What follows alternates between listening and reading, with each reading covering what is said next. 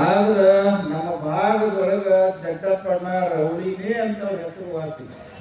ಎಲ್ಲರಿಗೂ ಕೂಡ ಅಣ್ಣನ ಸ್ವರೂಪವಾಗಿ ಅವರೆಲ್ಲ ಕಾರ್ಯದೊಳಗ ಯಾವುದೇ ಜಾತಿ ಅಲ್ಲದೆ ಪಕ್ಷ ಅನ್ನದೆ ಎಲ್ಲರಿಗೂ ಒಳ್ಳೆಯದನ್ನ ಬಯಸುವಂತ ಗುರುವಿನ ಒಂದು ಹಂಬಲ, ಗುರುವಿನ ಒಂದು ಒಲುಮೆಯನ್ನ ಪಡೆದಂತ ನಮ್ಮ ಜಟ್ಟಪ್ಪಣ್ಣ ರೌಳಿಯವರೇ, ವೇದಿಕೆ ಮೇಲೆ ಆಸೀನರಾಗಿರುವ ನಿವೃತ್ತ ನಮ್ಮ KVG ಬ್ಯಾಂಕಿನ ನಿವೃತ್ತ ಮ್ಯಾನೇಜರ್ ಆಗಿರುವ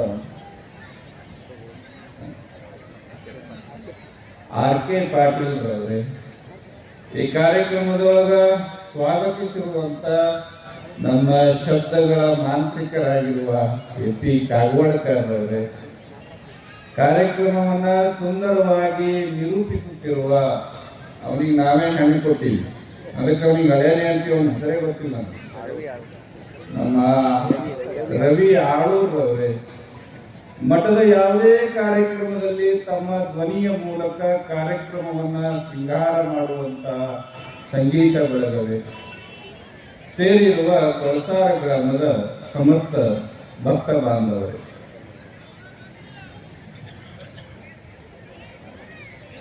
ಬಹಳ ಅದ್ಭುತವಾದ ಕಾರ್ಯಕ್ರಮ ಇವತ್ತು ಚಾಲನೆ ಆಗಿದೆ. ಅದು ಯಾವುದರ ಮೂಲಕ ಅಂದ್ರೆ ದೀಪೋತ್ಸವದ ಮೂಲಕ. ದೀಪ ಹೊರಗೆ ಬೆಳಗಕ್ಕೂ ಹಚ್ಚಾರ, ಒಳಗೆ ಬೆಳಗೋ ದೀಪನೂ ಹಚ್ಚಾರ. ಒಬ್ಬ ಗುರು ಆದವ, ಒಬ್ಬ ಸಮಾಜದ ಮಾರ್ಗದರ್ಶಕ ಆದವ, ಮಾಡಬೇಕಾಗಿದ್ದು ಮುಖ್ಯವಾದ ಕೆಲಸ ಏನು ಅಂತಂದ್ರ ಮಠಗಳು ಸಮಾಜದೊಳಗೆ ಇರಬೇಕು ಅಂತಂದ್ರ, ಮಠಗಳು ಸಮಾಜದೊಳಗೆ ಅದಾವ ಅಂತಂದ್ರೆ ಎದಕ್ಕಾಗಿ ಅದಾವ ಅಂತ ನಾವು ಒಂದಿಷ್ಟು ವಿಚಾರಗಳನ್ನು ನಾವು ತಿಳ್ಕೊಳ್ಳೋಣ. ಮಠಗಳು ಜನರ ಜೀವನದ ಮಟ್ಟವನ್ನ ಏರಿಸೋಕ್ ಮಠಗಳು ಅದಾವ. ಜನರನ್ನ ಅಧೋಗತಿಗೆ ಒಯ್ಯೋಕ್ ಮಠಗಳಿಲ್ಲ. ಮಠಗಳು ಜನರ ಜೀವನದ ಮಟ್ಟವನ್ನ ಏರಿಸೋ ಸಲುವಾಗಿ ಮಠಗಳು ಅದಾವ. ಅದೇ ನಿಟ್ಟಿನೊಳಗ ಕೊಳಸಾರ ಮಠನೂ ಕೂಡ ಒಂದು ಪ್ರಖ್ಯಾತ ಮಠ.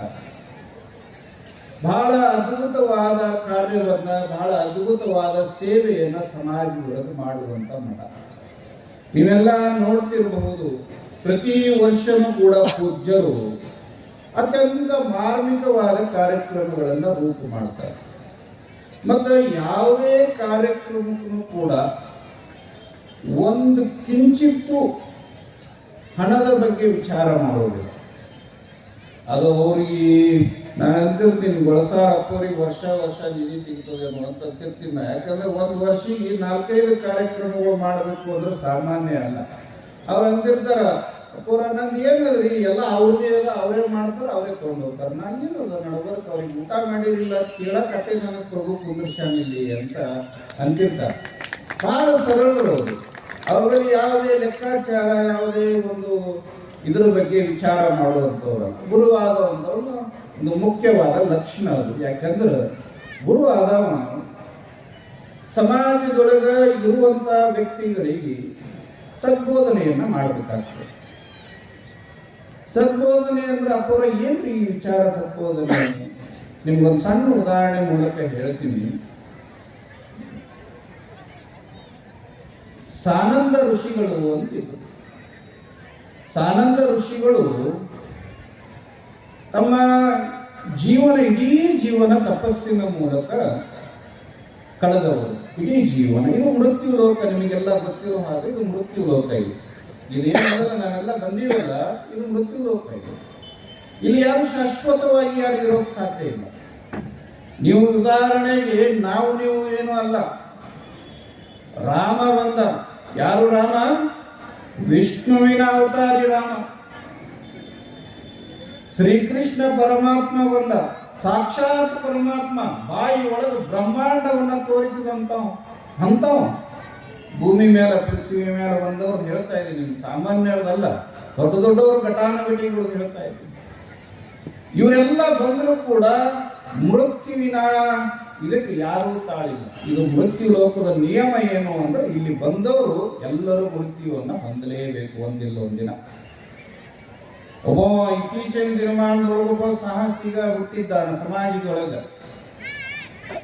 ಸಂಗೀತ ಲೋಕದೊಳಗೆ ಪಾಪ್ ಸಂಗೀತ ಲೋಕದೊಳಗೆ ವೆಸ್ಟರ್ನ್ ಕಂಟ್ರಿ ಒಳದಾಗ ಬಹಳ ಹೆಸರನ್ನ ಗಳಿಸಿದಂಥವ ಯಾರು ಅಂದ್ರೆ ಮೈಕಲ್ ಜಾಕ್ಸನ್ ಅಂತ ಹೇಳಿ. ಮೈಕಲ್ ಜಾಕ್ಸನ್ ಅಂತವ ನಾವೆಲ್ಲ 100 ಕೋಟಿ 200 ಕೋಟಿ ಗಳಿಸ್ತೀವಲ್ಲ, ಅವ billion trillion Gatte ಗಳಿಸಿದ್ದಂತ, billion Gatte ದುಡ್ಡಿತ್ತಂತ. ಅಷ್ಟು ಪಾಪ ಲೋಕದೊಳಗೆ ಶ್ರೀಮಂತ. ಅವ ಏನ್ ನಿಶ್ಚಯ ಮಾಡಿದ್ದ ಅಂದ್ರೆ ನಾವೊಂದು 150 ವರ್ಷ ಬದುಕಬೇಕು ಅಂತ ನಿಶ್ಚಯ ಮಾಡಿದಂತ. ನಾ ಇಷ್ಟೆಲ್ಲ ಗಳಿಸೀನಿ, 150 ವರ್ಷ ಬದುಕಬೇಕು ಅಂತ ಹೇಳಿ ಸುಮಾರು 1200 ಡಾಕ್ಟರ್ಗಳನ್ನ ಅವನ ದಿನನಿತ್ಯದ ಜೀವನದೊಳಗೆ ಪರೀಕ್ಷೆ ಮಾಡ್ಕೊಳಕ್ ಇಟ್ಕೊಂಡಿದ್ನಂತ. ಎಷ್ಟು? 1200. ನಾವು ಒಂದು ಸಲ ಡಾಕ್ಟರ್ ಬಂದು ಹೋಗಿ ಬಂದ್ರೆ ನಮ್ಗೆ 12 ಆಗಿರ್ತದೆ. ಅವರು 1200 ಡಾಕ್ಟರ್ಗಳನ್ನ ನಿತ್ಯನೂ ಅವನ ನೀರು, ಆಹಾರ, ಅವನ ತ್ವಚೆ, ಅವನ ಶರೀರವನ್ನ ಪರೀಕ್ಷೆ ಮಾಡಕ್ 1200 ಜನರು ವೈದ್ಯರ ಟೀಮ್ ಅನ್ನ ಇಟ್ಕೊಂಡಿದ್ದಂತ. ಒಂದು ಹನಿ ನೀರನ್ನು ಕೂಡ ಪರಿಷ್ಕರಣೆ ಆಗಿ ಬರ್ತಿತ್ತು, ಒಂದು ಅಗಳು ತುತ್ತು ಕೂಡ ಪರಿಷ್ಕರಣೆ ಆಗಿ ಬರ್ತಿತ್ತು, ಸಂಶೋಧನೆ ಲ್ಯಾಬಿಗೆ ಹೋಗಿ ಬರ್ತಿತ್ತು. 150 ವರ್ಷ ಬದುಕಬೇಕು ಅನ್ನೋಂಥ ವ್ಯಕ್ತಿ ಎಷ್ಟು ವರ್ಷ ಬದುಕ ಅಂದ್ರೆ 50 ವರ್ಷನೂ ಬದುಕಲಿಕ್ಕಂತ 49 ವರ್ಷಕ್ಕೆ ಸತ್ತೋದು. ಅಂದ್ರೆ ಇದು ಮೃತ್ಯು ಲೋಕ, ಇಲ್ಲಿ ಯಾರಿಗೂ ಮೃತ್ಯು ಬಿಡೋದಿಲ್ಲ. ಹಂಗ ಸಾನಂದ ಋಷಿಗಳು ಅಂತ ಏನಿದ್ರಲ್ಲ, ಇಡೀ ಜೀವನ ತಪಸ್ಸನ್ನ ಮಾಡಿದವರು, ಇಡೀ ಜೀವನ ಶಿವಧ್ಯಾನವನ್ನ ಮಾಡಿದವರು, ಇಡೀ ಜೀವನದೊಳಗ ದಾನ ಧರ್ಮವನ್ನ ಮಾಡಿದವರು ಸಾನಂದ ಮಹರ್ಷಿಗಳು. ಒಂದು ದಿನ ಅವರಿಗೆ ಮೃತ್ಯುವಿನ ಕಾಲ ಬಂತು, ಸಮಯ ಬಂತು. ಮೃತ್ಯುವಿನ ಸಮಯ ಬಂದಾಗ ಸಾನಂದ ಮಹರ್ಷಿಗಳು ತಪಸ್ವಿಗಳು, ಅವ್ರಿಗೆ ಯಾರು ಕರ್ಕೊಂಡು ಹೋಗ್ಬೇಕು? ಶಿವದೂತರೇ ಕರ್ಕೊಂಡು ಹೋಗಿ ಸ್ವರ್ಗಕ್ಕೆ ಹೋಗೋರು. ಯಾಕಂದ್ರೆ ಒಂದು ಇರುವೆಗೂ ಕೂಡ ತೊಂದರೆ ಮಾಡದೇ ಇರುವಂತ ಸಾನಂದ ಮಹರ್ಷಿಗಳನ್ನ ಕರ್ಕೊಂಡು ಹೋಗಕ್ಕ ಶಿವಲೋಕದಿಂದ ಶಿವದೂತರು ಬಂದರು. ಶಿವದೂತರು ಬಂದು ಸಾನಂದ ಮಹರ್ಷಿಗಳ ಮುಂದೆ ನಿಂತು, ಶಿವನ ಅಪ್ಪಣೆ ಆಗ್ಯದ, ಮೃತ್ಯು ಲೋಕದ ಸಮಯ ಮುಗಿದದ, ನೀವೆಲ್ಲ ಕೈಲಾಸಕ್ಕೆ ಬರಬೇಕು ಅಂದಾಗ ಮರಣವೇ ಮಹಾನವಮಿ ಅನ್ನುವಂತ ಶರಣರು ಬಹಳ ಸಂತೋಷದಿಂದ ಒಪ್ಪಿಕೊಂಡ್ರಂತ. ಆಯ್ತು ನಡ್ರಿ ಬರ್ತೀನಿ. ಶಿವದೂತರು ಮುಂದೆ ಹೊಂಟ್ರು, ಸಾನಂದ ಋಷಿಗಳು ಹಿಂದಿಂದ ಹೊಂಟ್ರು. ಎಲ್ಲಿಗೆ ಹೊಂಟ್ರು? ಸ್ವರ್ಗಕ್ಕೆ ಹೊಂಟ್ರು. ಸ್ವರ್ಗಕ್ಕೆ ಹೋಗ್ಬೇಕಾದ್ರೆ ದಾರಿ ಒಳಗೆ ಇನ್ನೊಂದು ಲೋಕ, ಯಾವುದು? ನರಕ. ಸ್ವರ್ಗದ ಮ್ಯಾಲ ಸ್ವರ್ಗದ ಕೆಳಗೆ ನರಕ ಅದ. ನರಕ ನೋಡಿದ್ರೆ ಸಾನಂದ ಮಹರ್ಷಿಗಳಿಗೆ ಜಿಜ್ಞಾಸೆ ಆಯ್ತು. ಏನಾಯ್ತ್ರಿ? ಜಿಜ್ಞಾಸೆ ಆಯ್ತು. ಏನು ನರಕ ಹೆಂಗಿರ್ತದೆ ನೋಡೋದು. ಸ್ವರ್ಗಕ್ಕಂತೂ ಹೊಂಟೀನಿ, ನೋಡ್ತೀನಿ, ಅದೇನು ದೊಡ್ಡ ಮಾತಿಲ್ಲ. ನರಕ ಹೆಂಗಿರ್ತದೆ ನೋಡೋದು, ಹೆಂಗಿರ್ಬೋದು ನರಕ ಅಂತ ಅಂದ ಮಹರ್ಷಿಗಳು ಶಿವದೂತರಿಗಂದ್ರ ಅಂತ, ನಾನು ನರಕ ನೋಡೋಕ್ಕಾಗ್ಯದ ನನಗ. ಅವಾಗ ಶಿವದೂತರು, ಶಿವ ನಿಮ್ಮಂಥವ್ರು, ನೀವು ಶಿವನ ಅಪ್ಪಣೆಯನ್ನ ಪಡೆದವರು, ಶಿವನಿಂದ ಸಾಕ್ಷಾತ್ ಶಿವ ಸಾನ್ನಿಧ್ಯವನ್ನ ಪಡೆದವರು, ನೀವು ಹೆಂಗೆ ನರಕಕ್ಕೆ ಹೋಗೋಕೆ ಸಾಧ್ಯ? ಬಿಡೋದ್ರಿ ಅಂದ್ರು. ಏನಿಲ್ಲ, ಒಟ್ಟು ಹೋಗೋವನೇ ನರಕ ನೋಡೋವನೇ ಅಂತ ಸಾನಂದ ಋಷಿಗಳು ಹಠಕ್ಕೆ ಬಿದ್ದರು. ಹಠಕ್ಕೆ ಬಿದ್ದಗಳೇ ಶಿವದೂತರು ಬಹಳ ಸಮಜಾಯಿಸಿ ಮಾಡಿದ್ರು, ಅವರೇನು ಮಡಿಲಿಲ್ಲ. ಕೊನೆಗೆ ಸಾನಂದ ಋಷಿಗಳಿಗೆ ಗೆದ್ರು. ಆಯ್ತು ನಡ್ರಿ ಅಂತ ಕರ್ಕೊಂಡು ಹೋದ್ರು. ಎಲ್ಲಿ? ನರಕಕ್ಕೆ ಕರ್ಕೊಂಡು. ನರಕ ಅಂದ್ರೆ ನಿಮಗೆಲ್ಲ ಗೊತ್ತದು. ನರಕ ಅಂದ್ರೆ ನಿಮಗೊಂದು ಚಿತ್ರಣ ಬರ್ತದೆ ತಲೆ ಒಳಗೆ. ಯಾರ್ಯಾರು ಏನೇನು ಕರ್ಮ ಮಾಡಿರ್ತಾರ, ಪಾಪ ಮಾಡಿರ್ತಾರ, ಅದರ ಅನುಸಾರವಾಗಿ ಅವ್ರಿಗೆ ದಂಡನೆ ಇರ್ತದೆ, ಅದರ ಅನುಸಾರವಾಗಿ ಅವ್ರಿಗೆ ಶಿಕ್ಷೆ ಇರ್ತದೆ. ಯಾರು ಯಾವ ಕರ್ಮವನ್ನ ಮಾಡಿರ್ತೀವಿ ಆ ಕರ್ಮದ ಅನುಸಾರವಾಗಿ ಕೆಲವು ಜನಕ್ಕೆ ನೀರ ಕಾಯಿದ ಎಣ್ಣೆ ಒಳಗೆ ಮುಳುಗಿಸ್ತಿದ್ರು, ಕೆಲವು ಜನರ ಶರೀರದಿಂದ ಮೇಲಿನ ಚರ್ಮವನ್ನ ತೆಗಿತಿದ್ರು, ಮಳೆಗಳನ್ನ ಹೊಡಿತಿದ್ರು, ಉಗುರುಗಳನ್ನ ಕಿತ್ತಿದ್ರು. ನಾವು ನೀವೆಲ್ಲ ನೋಡಿದವ್ರು ಏನಂತಿದ್ವಿ? ಯಪ್ಪ ಅವ್ವ ಅಂತಿದ್ವಿಲ್ಲ. ಆದ್ರೆ ಸಾನಂದ ಮಹರ್ಷಿಗಳ ಸಂಸ್ಕಾರ ಏನು ಅಂದ್ರೆ, ಸಣ್ಣವರಿಲ್ಲಾಕೆ ತಪಸ್ಸು ಮಾಡಿದವರು ಅವ್ರ ಬಾಯಿಂದ ಬಂದಂತ ಶಬ್ದ ಏನು ಅಂದ್ರೆ ಓಂ ನಮಃ ಶಿವಾಯ, ಓಂ ನಮಃ ಶಿವಾಯ. ಏನಪ್ಪ ಇದು ಓಂ ನಮಃ ಶಿವಾಯ? ಅದನ್ನು ನೋಡಿ, ಆ ನರಕದೊಳಗೆ ನಡೆಯುವಂತ ಘಟನೆಯನ್ನ ನೋಡಿ ಅವ್ರ ಬಾಯಿಂದ ಬಂದಂಥದ್ದು ಓಂ ನಮಃ ಶಿವಾಯ ಅಂತ. ಈ ಉದ್ಘೋಷವನ್ನ ಬಂದಗಳನ್ನೇ ಅಲ್ಲಿ ಏನು ನರಳಾಡ್ತಿದ್ರಲ್ಲ, ಅಲ್ಲಿ ಏನು ನರಕದೊಳಗೆ ಶಿಕ್ಷೆ ಒಳಗಾಗಿದ್ರಲ್ಲ, ಅವರೆಲ್ಲರೂ ಕೂಡ ಸಾನಂದ ಮಹರ್ಷಿಗಳ ಜೊತೆ ಏನನ್ನಾಕತ್ರು? ಓಂ ನಮಃ ಶಿವಾಯ, ಓಂ ನಮಃ ಶಿವಾಯ ಅಂತ ಏನನ್ನಾಕತ್ರು? ನಿಮಗೆ ಕೇಳಾಕತ್ತದಿಲ್ಲ ನಾವು ಹೇಳೋದು? ಓಂ ನಮಃ ಶಿವಾಯ. ಅಂಗಗಳಲ್ಲಿ ಸಾನಂದ ಮಹರ್ಷಿಗಳು ಹಿಂಗ ರೌಂಡ್ ಹೊಡೆದು ಬರೋದ್ರೊಳಗೆ ಸಾನಂದ ಮಹರ್ಷಿಗಳ ಹಿಂದೆ ಎಲ್ಲ ನರಕವಾಸಿಗಳ ಸಾಲು ಹತ್ತಿ ಬಿಡ್ತು ಸ್ವರ್ಗಕ್ಕೆ ಹೋಲಕ್ಕೆ. ಯಾಕಂದ್ರ ಓಂ ನಮ ಶಿವಾಯ ಅಂಗಗಳೇ ಮಂತ್ರ ಅವ್ರ ಪಾಪ ಎಲ್ಲ ಕ್ಷಯ ಆಗಿ ಅವ್ರಿಗೆ ಪುಣ್ಯ ಪ್ರಾಪ್ತಿ ಆಯ್ತು, ಸ್ವರ್ಗ ಪ್ರಾಪ್ತಿ ಆಯ್ತು ಅಂತ. ಇವರೆಲ್ಲರೂ ಸಾನಂದ ಮಹರ್ಷಿಗಳು ಮುಂದೆ ಹೊಂಟರು. ಅವ್ರ ಹಿಂದ ಎಲ್ಲ ನರಕವಾಸಿಗಳು ಹೊಂಟಾಗಿ ಯಮ ಬಂದು ಅಡ್ಡ ಹಾಕದ, ಅಲ್ರಿ ಋಷಿಗಳ ನೀವು ಎಲ್ಲಾ ಯಮಲೋಕದ ಶಿಕ್ಷೆಗೆ ಒಳಗಾದವ್ರು ಕರ್ಕೊಂಡು ಹೋದ್ರೆ ನರಕದೊಳಗೆ ಇರೋರು ಯಾರು ಅಂದಾಗ, ಇಲ್ಲಪ್ಪ ಅವರು ಪುಣ್ಯ ಶಿವನಾಮವನ್ನು ಸ್ಮರಣೆ ಮಾಡ್ಯಾರ. ಸಪ್ತಕೋಟಿ ಮಂತ್ರೇಶು ಶಿವ ಪಂಚಾಕ್ಷರಿ ಮಂತ್ರ ಶ್ರೇಷ್ಠ ಅನ್ನೋ ಹಂಗ ಶಿವ ಪಂಚಾಕ್ಷರಿ ಮಂತ್ರವನ್ನ ಅವ್ರು ಅಂದಾರ, ಅವ್ರ ಪಾಪವನ್ನ ಕಳ್ಕೊಂಡಾರ. ನೀ ಮತ್ತಾರ್ರಿ ಪಾಪ ಮಾಡುವಂತವ್ರು ನೀವು ಹುಡುಕು, ನಾ ಇವ್ರು ಕರ್ಕೊಂಡು ಹೋಗ್ತೀನಿ ಅಂತ ಎಲ್ಲ ನರಕವಾಸಿಗಳನ್ನ ಸಾನಂದ ಮಹರ್ಷಿಗಳು ಎಲ್ಲಿ ಕರ್ಕೊಂಡು ಹೋದ್ರು ಅಂದ್ರೆ ಸ್ವರ್ಗಕ್ಕೆ ಕರ್ಕೊಂಡು ಹೋದ್ರು ಅಂತ ಒಂದು ಕತೆ, ಶಾಸ್ತ್ರದೊಳಗೆ ಬರುವಂತ ಕತೆ. ಹಂಗ ಇಲ್ಲಿ ಪುಂಡಲಿಂಗ ಶಿವೇಜಿಗಳು ಅನ್ನುವಂಥವ್ರು ಒಬ್ರು ಬಂದ್ರು. ಈ ಮಹಾತ್ಮರ ಹುಟ್ಟು ಅನ್ನುವಂಥದ್ದು ಈ ಮನೆತನಕ್ಕ ಒಂದು ಸಂಸಾರಕ್ಕಾಗಿ ಹುಟ್ಟಿರೋದಿಲ್ಲ.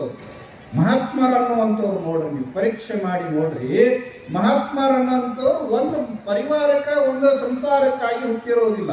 ಅವ್ರು ಹುಟ್ಟಿರೋದು ಎದಕ್ಕಂದ್ರೆ ಲೋಕಕ್ಕಾಗಿ ಅವರು ಜನನ ಆಗಿರ್ತದೆ. ಎದಕ್ಕಾಗಿ? ಲೋಕ ಉದ್ಧಾರಕ್ಕಾಗಿ ಆಗಿರ್ತದೆ. ಪುಂಡಲಿಂಗ ಶಿವೇಜಿಗಳು ಅನ್ನುವಂಥವ್ರು ಒಬ್ರು ಇಲ್ಲಿ ಬಂದ್ರು, ಗೊಳಸಾರದೊಳಗೆ ಹುಟ್ಟಿದ್ರು. ಅವರು ಏನು ಕಲಿಸಿದ್ರು ನಿಮಗೆಲ್ಲ? ಪ್ರಭು ಬಹಳ ದೊಡ್ಡವ, ಪ್ರಭು ಬಹಳ ಶ್ರೇಷ್ಠ, ಪರಮಾತ್ಮನ ಬಿಟ್ಟು ಮತ್ತೊಂದೇನಿಲ್ಲ ಜಗತ್ತಿನೊಳಗ, ಅವನ ನಾಮಸ್ಮರಣೆ ಮಾಡ್ರಿ ಅನ್ನೋದನ್ನ ಹೆಂಗ ಪುಂಡಲಿಂಗ ಶಿವೇಗಳು ಸಂಸ್ಕಾರವನ್ನ ಹಾಕಿದ್ರು, ಅದೇ ರೀತಿ ಒಳಗ ಗೊಳಸಾರ ಅನ್ನುವಂಥದ್ದು ಸ್ವರ್ಗ ಮೇಲಿರ್ಬೋದು ಎಲ್ಲೋ ಇರ್ಬೋದು ಅನ್ನೋದಕ್ಕಿಂತ ಗೊಳಸಾರವನ್ನೇ ಸ್ವರ್ಗವನ್ನಾಗಿ ಮಾಡಿದವರು ಯಾರು ಅಂದ್ರೆ ಪುಂಡಲಿಂಗ ಶಿವೇಗಳು. ಅದಕ್ಕಾಗಿ ಗೊಳಸಾರಕ್ಕೆ ಮಂದಿ ಓಡೋಡಿ ಬರ್ತಾರ. ಎದಕ್ಕೆ ಬರ್ತಾರ ಅಂದ್ರೆ ಸ್ವರ್ಗಕ್ಕೊಂದು ಹೋಗಿ ಬರೋಣ ಬರ್ರಿ ಅಂತ ಬರ್ತಾರ. ಹೌದಲ್ಲ? ಸುಮ್ ಬರ್ತಾರೆ. ಯಾರ ಇವತ್ತಿನ ಕಾಲದೊಳಗೆ ಸುಮ್ ಬರ್ರಿ ಅಂದ್ರೆ ಯಾರಿಗೂ ಬರೋಕ್ ಸಮಯ ಇಲ್ಲ. ಪುಂಡಲಿಂಗ ಶಿವೇಗಳ ಹುಟ್ಟಲು ಕೂಡ ಈ ಭಾಗವನ್ನ ಶ್ರೀಮಂತ ಮಾಡಬೇಕು ಅಂತ. ಹೆಚ್ಚು ಕಡಿಮೆ ಪುಂಡಲಿಂಗ ಶಿವೇಗಳು ಇಲ್ಲಿ ಈ ಊರಾಗ ಹುಟ್ಟಿದ್ದಿಲ್ಲ. ಅಂದ್ರೆ ಈ ಏರಿಯಾ ಇದೇನು ಸೀಮೆ ಅದಲ್ಲ, ಇದೇನು ನಮ್ಮ ಕ್ಷೇತ್ರ ಅದಲ್ಲ, ಇದು ಆಧ್ಯಾತ್ಮಿಕದೊಳಗೆ ಇಷ್ಟು ಶ್ರೀಮಂತ ಆಗ್ತಿದ್ದಿಲ್ಲ. ಅದಕ್ಕೆ ಸಿದ್ದಯ್ಯ ಪುರಾಣಕ್ಕೆ ಬರೀತಾನೆ, ಬಹಳ ಸುಂದರವಾದ ಮಾತನ್ನ ಬರೀತಾನೆ. ಬುದ್ಧ ಬಸವರು ಮನೆ ಬಿಟ್ಟಗಳಿಗೆ, ಯೇಸು ಸಿಲುಬೆಗೆ ಏರಿದಗಳಿಗೆ, ಮೊಹಮ್ಮದ್ ಪೈಗಂಬರ್ ದೇವವಾಣಿ ಕೇಳಿದಗಳಿಗೆ, ಆರ್ಕಿಮಿಡೀಸ್ ತುಂಬಿದ ತೊಟ್ಟೆಯಲ್ಲಿ ಬಿದ್ದಗಳಿಗೆ, ನ್ಯೂಟನ್ ಬೀಳುವ ಹಣ್ಣನ್ನು ಕಂಡಗಳಿಗೆ, ಇಂಥ ಗಳಿಗೆಗಳು ಶತಮಾನಗಳಿಗೆ ಒಂದು ಸಲ ಘಟಿಸ್ತವ ಅಂತ ಹೇಳ್ತಾನ. ಹಂಗೆ ಪುಂಡಲಿಂಗ ಶಿವಿಗಳು ಕೂಡ ಗೊಳಸಾರದೊಳಗೆ ಹುಟ್ಟಿದ ಗಳಿಗೆನೂ ಕೂಡ ಒಂದು ಶತಮಾನಗಳಿಗೆ ಒಂದೇ ಸಲ ಘಟಿಸೋದು. ಇಂಥ ಗಳಿಗೆಗಳು ಮತ್ತೆ ಹುಟ್ಟುವಂಥದ್ದಲ್ಲ. ಅಂತ ಮತ್ತೆ ಶಿವೇಜಿಗಳು ಮತ್ತೊಂದು ಅವತಾರ ಎತ್ತಿ ಬರಬೇಕು, ಮತ್ತೊಂದು ಸಮಯಕ್ಕೆ ಬರಬೇಕು, ಮತ್ತೊಂದು ಶತಮಾನ ಬರಬೇಕಾಗ್ತದೆ. ಆ ನಿಟ್ಟಿನೊಳಗ ಈ ಗಳಿಗೆಯನ್ನ ಸೃಷ್ಟಿ ಮಾಡಿ ನಿಮ್ಮೆಲ್ಲರ ಭವರೋಗವನ್ನ ಕಳೆದು ನಿಮ್ಮೆಲ್ಲರಿಗೂ ಆಧ್ಯಾತ್ಮಿಕದ ಚಿಂತನೆಯನ್ನ, ಧರ್ಮದ ಸಾರವನ್ನ ಬೆಳೆಸಿ ನಿಮ್ಮೆಲ್ಲರ ಜೀವನದೊಳಗ ಹೃದಯ ಶ್ರೀಮಂತಿಕೆಯನ್ನ ಬೆಳೆಸುವಂತ ಗುರು. ನಿಜವಾಗಿ ಗುರು ಆದವ ಬಹಳ ಮಂದಿ ಹುಚ್ಚದಾರ. ಗುರು ಆದವನಿಗೆ ಹೋಗಿ ಏನ್ ಕೇಳ್ತಾರ?